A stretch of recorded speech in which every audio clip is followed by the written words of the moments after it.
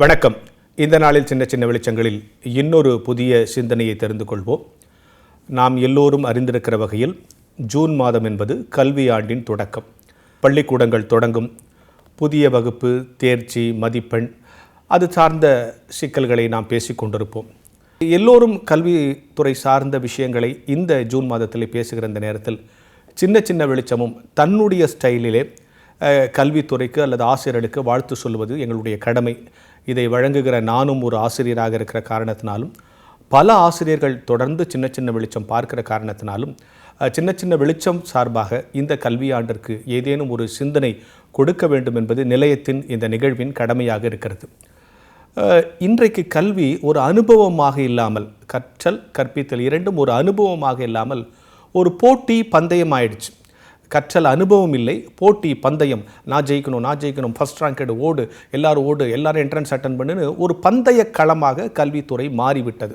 இது அனுபவமாக இல்லாமல் பந்தய களமாக மாறிவிட்டது. நாமும் பள்ளிக்கூடத்துக்கு வருகிற பட்டாம்பூச்சிகளை தேர்வு என்கிற கண்ணாம்பூச்சிக்கு தயார்படுத்துகிற சர்க்கஸ் சிப்பந்திகள் போட பயனாற்றுகிற நிர்பந்தத்துக்கு நாமும் ஆளாகிவிட்டோம். சரி, இதெல்லாம் ஒரு புறம் இருக்கட்டும். இப்போது இதை பந்தயம்னு சொல்லிட்டதுனால, இந்த கல்வித்துறையை, கற்றலை, கற்பித்தலை ஒரு பந்தயத்துக்கு ஒப்பிட்டதுனால அதை வச்சே சில சிந்தனைகளை சொல்லுவோம். இப்போது பந்தயம்னா, ஓட்டப்பந்தயம்னா ஒரு 4-5 பேர் நிற்பாங்க. ஒவ்வொருத்தருக்கும் ஒவ்வொரு ட்ராக் இருக்கும். அந்த ட்ராக்கில் ஓடி யார் முதல்ல வராங்களோ அவங்க வெற்றி பெற்றவங்க தான்.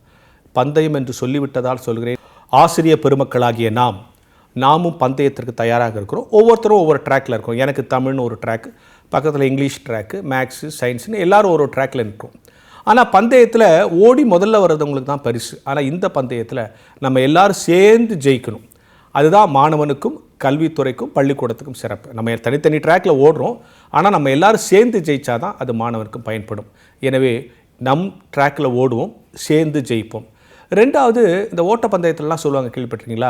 இவர் இத்தனை தூரத்தை 1 வினாடி 1.2 வினாடியில் இவர் ஓடி ஜெயித்தார், அடுத்து வந்தவர் அந்த ரெக்கார்டை முறியடித்து 1.1 ஓடலையே ஜெயிச்சிட்டார்லாம் சொல்லுவாங்க இல்லையா?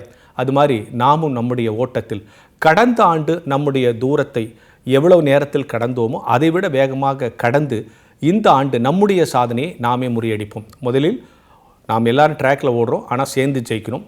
கடந்த ஆண்டு நம்முடைய சாதனையை இந்த ஆண்டு நாம் முறியடிப்போம். மூணாவது, இந்த 1200 மீட்டர் ஓட்டப்பந்தயம்லாம் வைப்பாங்கல்ல, அது ஒரு கிரவுண்டை 4 தடவை ஓடணும், 3 தடவை ஓடணும், 5 தடவை ஓடணும்லாம் அளவுலாம் இருக்கும். அந்த ஓட்டப்பந்தயத்தில் நீங்கள் பார்த்தீங்கன்னா முதல்ல ஓடும்போது ஸ்லோவாக தான் ஓடிக்கிட்டே இருப்பாங்க. அந்த கடைசி ரவுண்டு வரும்போது தான் ஸ்பீடு எடுப்பாங்க இல்லையா? நாமும் நிதானமாக நம்ம எனர்ஜியெல்லாம் சேவ் பண்ணி ஸ்லோவாக ஓட ஆரம்பிப்போம். தேர்வு நேரத்தில் மிக வேகமாக ஓடி வெற்றி இலக்கை தொடுவோம். இன்னொரு முக்கியமான விஷயம், அந்த 1200 மீட்டர் ஓட்டத்தில் ஒருத்தன் ஜெயிச்சிட்டா கூட அடுத்து பின்னால் வரவங்க சரி அவன் தான் ஜெயிச்சிட்டான் போட்டி முடிச்சு நிற்க மாட்டாங்க. அவங்க ஓடி அந்த ரவுண்டை கம்ப்ளீட் பண்ணுவாங்க. அதான் ஸ்போர்ட்ஸ் எத்திக் இல்லையா?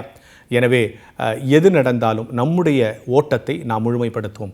எனவே சின்ன சின்ன வெளிச்சத்தின் வழியாக இந்த கல்வியாண்டில் ஆசிரியர்களுக்கு சொல்லுகிற 3 சிந்தனை. தனித்தனி சப்ஜெக்ட்ன்ற ட்ராக்கில் தான் ஓடுறோம், ஆனால் நம்ம சேர்ந்து ஜெயிக்கலாம். கடந்த ஆண்டு நம்முடைய சாதனையை இந்த ஆண்டு நாமே முறியடிக்கலாம். முழுமையாக ஓடி நம்முடைய ஓட்டத்தை முழுமைப்படுத்தலாம் என்கிற சிந்தனையோடு இந்த நாளை தொடங்குவோம்.